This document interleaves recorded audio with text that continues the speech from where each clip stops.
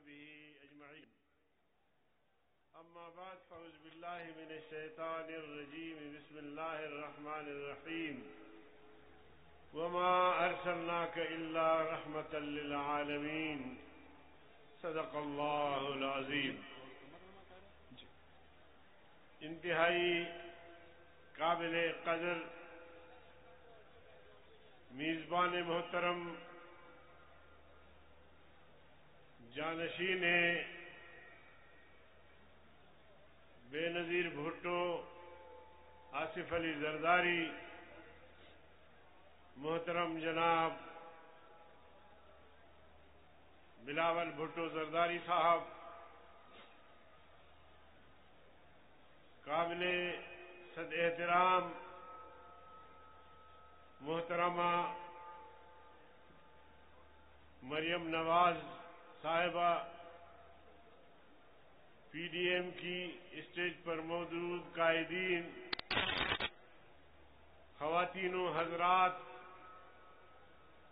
السلام علیکم ورحمۃ اللہ وبرکاتہ۔ آج یہاں لاکھوں کی تعداد میں اس عظیم ہستی کو خراج تحسین اور خراج عقیدت پیش کرنے کے لیے ہم اور آپ جمع ہیں۔ یقیناً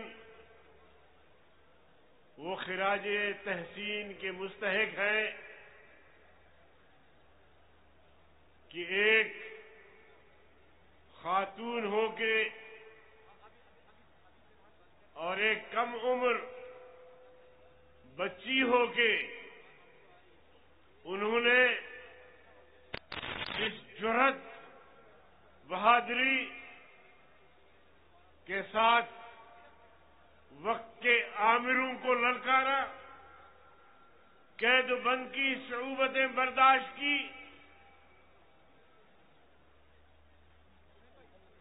وہ یقیناً خراج تحسین کے مستحق ہیں۔ وہ آہنی اعصاب، فولادی اعصاب کے خاتون تھی۔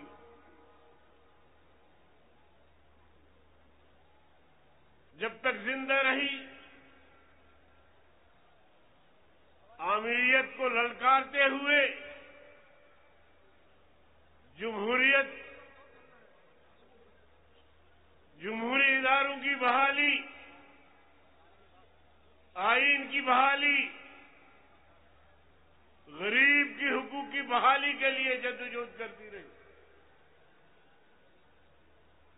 میں سمجھتا ہوں کہ آج مرد بھی ان کی تابعداری کرتے ہوئے اس علم کو زیادہ سے زیادہ بلند رکھیں۔ کارساز کا واقعہ ہوا، مولانا فضل الرحمان کی حکم پر جمعیت کا وفد لے کے میں ان کی خدمت میں پہنچا۔ جب میں نے ٹائم دیکھا تو آدھا گھنٹہ ہو چکا تھا۔ میں نے کہا بی بی اب ہمیں اجازت ہے، تو فرمایا کہ حیدری صاحب 8 سال بعد ہم مل رہے ہیں، آپ بیٹھے حال حوال کرتے ہیں۔ میں ابھی آئی ہوں باہر سے اور یہاں تک کہہ دیا پیپلز پارٹی کے دوستوں، میں آج تمہیں بتا رہا ہوں، یہاں تک انہوں نے فرمایا کہ حیدری صاحب مجھے معلوم نہیں کہ پھر میری اور آپ کی ملاقات ہو جائے۔ اور جو اس محفل میں لوگ تھے ان کو یاد ہوگا، میں نے کہا بی بی آپ ابھی آئی ہیں، سیاست ہے. آپ یہاں سے نکلیں گی تو ملاقاتیں ہوں گی، مذاکرات ہوں گے. خورشید شاہ صاحب، مخدوم امین فہیم، مولانا فضل الرحمان صاحب کے پاس تشریف لائے کہ کوئی ایسا ماحول بنے کہ محترمہ کی اور مولانا فضل الرحمان صاحب کی ملاقات ہو. جب وہ جا رہے تھے تو مجھے انہوں نے کہا کہ آپ اس میں کردار ادا کریں. میں نے کہا یس، میں کروں گا انشاءاللہ. لیکن آپ یقین جانیے کہ وہی ہماری شاید آخری ملاقات تھی کارساز والی. دوسری ہماری ملاقات نہیں ہو سکی. اس کو پتا تھا کہ جن قوتوں نے ان کو شہید کرنے کا فیصلہ کیا ہے، شاید وہ اپنی اس شیطانی عمل میں کامیاب ہو جائیں. اس لیے وہ اپنے ساتھیوں سے اس طرح کی باتیں کرتی تھی اور اس کے چہرے پر کوئی ایسے گھبراہٹ کے، خوف کے آثار نہیں تھے. تو وہ ایک فولادی اعصاب کی خاتون تھی. اللہ ان کو غری کے رحمت فرمائے. میں تو ان کے لیے ایک شعر پیش کرتا ہوں. کٹا کر سر شاہ کربلا نے یہ بتایا، کٹا کر سر شاہ کربلا نے یہ بتایا، درے باطل پہ جھک سکتی نہیں مومن کی پیشانی. وہ اس شعر کا مصداق بنی اور اس دنیا سے بہادری کے ساتھ، جرأت کے ساتھ، اپنے کارکنوں کے ساتھ ہوتے ہوئے جام شہادت نوش کی. خواتین و حضرات، میرے قائدین، آج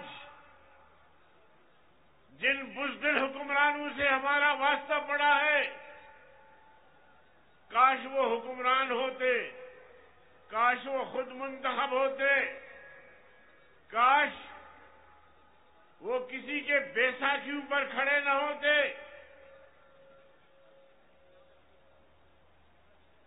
ایسے بزدل حکمران ہم نے اپنی زندگی میں کبھی نہیں دیکھا. اس وقت ان کے پاس پارلیمنٹ میں بھی اکثریت نہیں ہے. اس نے ملکی معیشت کو تباہی کے دہانے پہنچا دیا ہے. ان کی پالیسیوں سے غریب کی چیخیں نکل گئی ہیں. ان کی پالیسیوں سے انویسٹر یہاں سے بھاگ رہے ہیں، صنعت کار بھاگ رہے ہیں. ان کی پالیسیوں کے نتیجے میں ملک کھوکھلا ہو گیا ہے. جمہوریت کی بات کرتے ہیں، شرماتے بھی نہیں ہیں کہ مسلسل دن رات درجنوں کے حساب سے ان کے وزراء اپوزیشن کی کردار کشی پہ لگے ہوئے ہیں. اس سے اگر کام نہیں بنتا تو نیب کو متحرک کرتے ہیں. نیب کے کالے قوانین ہم نے روز اول سے تسلیم نہیں کیا. آج بھی میں ان کالے قوانین کو جو سیاست دانوں کی پگڑیاں اچھالنے کے لیے استعمال کیے جا رہے ہیں، انتخاب کیا جا رہا ہے، میں ان کالے قوانین کو جوتے کی نوک پہ رکھتا ہوں. کہتے ہیں جی، آپ کہتے ہیں کہ نیب کے اگر ہمیں نوٹس آئے تو ہم نیب کے دفتر کا چکر نہیں لگائیں گے، وزیر اعظم کے دفتر کا چکر نہیں لگائیں گے، ہم ڈائریکٹ جی ایچ کیو کے دفتر کا چکر لگائیں گے. یہ سخت بات ہے، بالکل سخت بات ہے. ایسا ہونا نہیں چاہیے، مگر آپ نے ہماری زندگی تنگ کر دی. آپ نے ہماری عزت اور ناموس کو مٹی میں ملا دیا ہے.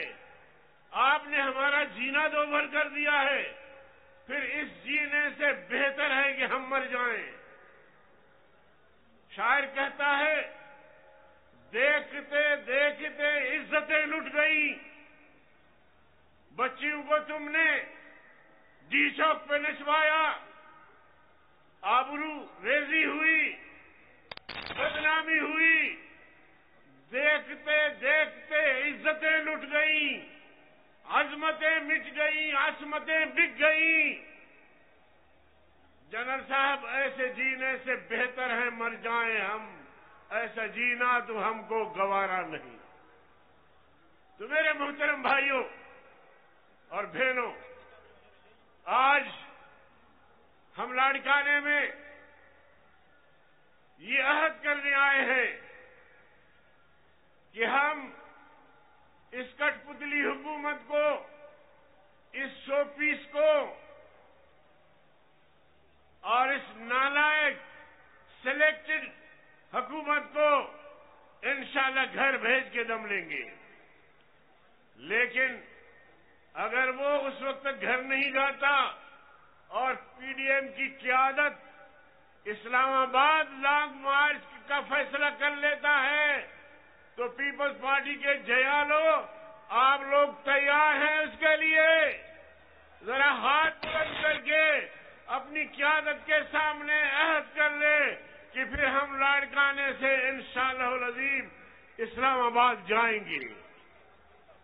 میرے بھائی اور دوستو، بہرکیف ہم نے جو جدوجہد شروع کی ہے ان کو انشاءاللہ کامیابی سے ہم کنار کریں گے۔ میں پیپلز پارٹی کی قیادت کا اور صوبہ سندھ پیپلز پارٹی کے دوستوں کا، سب کا تہ دل سے شکریہ ادا کرتا ہوں کہ انہوں نے پی ڈی ایم کی قیادت کو بی بی بے نظیر بھٹو صاحبہ کی برسی میں بلا کے ہمیں بھی گفتگو کا موقع فراہم کیا۔ وہ آخر دعوانا ان الحمدللہ۔